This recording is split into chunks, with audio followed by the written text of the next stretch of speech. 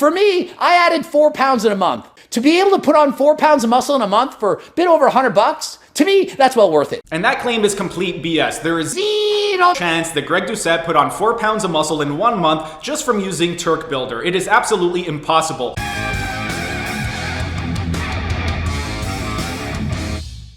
Hey everyone, thanks for tuning in and welcome back to another episode of Ask Me Anything. Steven here with Team Euphoric, and today's question comes from Jeffrey Kahn, who would like to know, what are your thoughts on Turkesterone? It's all the rage right now and I'm thinking of trying Greg Doucette's Turk Builder to put on some size. Have you tried it and what were your results if you have? Thanks. Well, Jeffrey, no, I have not tried it, but I do plan on going on it just for you, and the reason I'm going on it is because I went on the website and I was looking at the reviews to see what other people had to say about it, and the reviews were absolutely useless. All of the reviews were either 1-star or 5-star. All of the 1-star reviews had to do with the negative shipping, and all of the 5-star reviews were just Greg fanboys saying things like, I just ordered it, I can't wait to try it so I could be just as big as you. So all of the reviews were absolutely useless. Now, with regard to the actual Turkesterone itself, and specifically the HTLT Turk Builder, Greg Doucette just released a video today, and in it he made some pretty bold claims. He's made this claim in the past, but what Greg Doucette says is that, for me, I added 4 pounds in a month. To be able to put on 4 pounds of muscle in a month for a bit over $100, to me, that's well worth it. And that claim is complete BS. There is zero chance that Greg Doucette put on 4 pounds of muscle in 1 month just from using Turk Builder. It is absolutely impossible.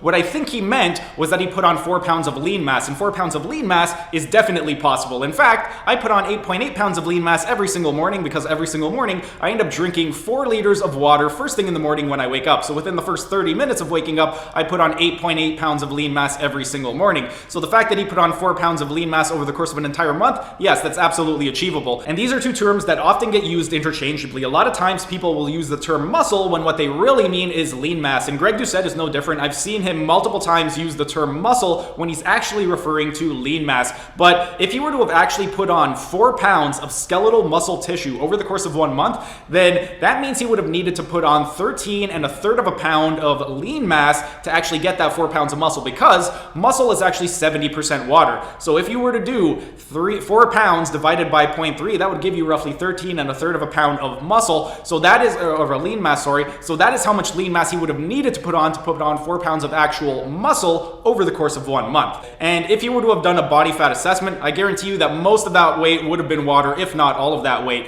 And with regard to the research, what does the research say on Turk Builder or Turkesterone? Turkesterone, pretty much all of the research that I've come across, it hasn't been very good. Pretty much all of the studies have said that it hasn't really been very efficacious in terms of putting on muscle or strength, and so far everything has been anecdotal. However, that's not to say that it's not useful, and that's not to say that people can't build muscle, because again, some people have claimed that they've been able to put on some muscle, so it is possible, and I want to do a little bit of experiment on myself to see if the hype is real. Personally, I'm not really expecting too much to come from this. I don't think that it's going to be this miracle supplement that everybody's making it out to be. However, I'm going to find out in a few weeks. I'm going to start it on Monday, this Monday the 3rd, I believe, of January, and I'm going to run it for 6 weeks. But the first thing I want to get into is, with regard to Turkesterone, for those of you that have been following my channel for a while, you know that I was diagnosed with ulcerative colitis back in 2010, so I'm very, very cautious with the things that I put into my body, and I'm not really somebody that takes a whole lot of performance supplements. All of the supplements that I do take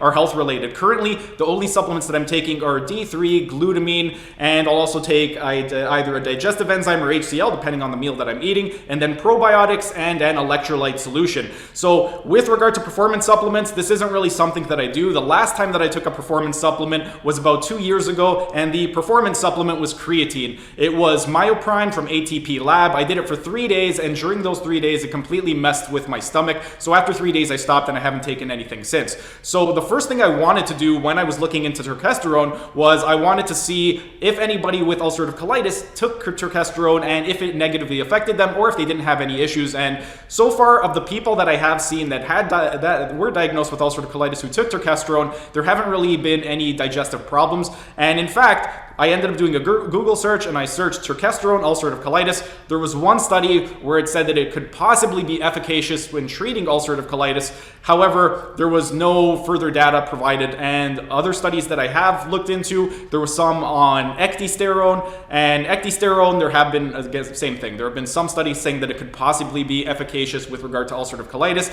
and ecdysteroids in general. So because there doesn't seem to be any adverse reactions with regard to anybody who has ulcerative colitis, Colitis. That is why I plan on going on Turk Builder over the next 6 weeks. And the way that I plan on doing it, basically, I'm going to be titrating up to roughly 6 pills, depending on how exactly I feel, and I'm going to be running that for the duration of the 6 weeks. And in terms of other supplements, I'm going to be sticking to my normal supplements. I'm not going to be adding in anything extra, so it's just going to be vitamin D, electrolytes, glutamine, either HCl or digestive enzyme, depending on what I'm eating, and then probiotics. So I'm not taking any other performance supplements.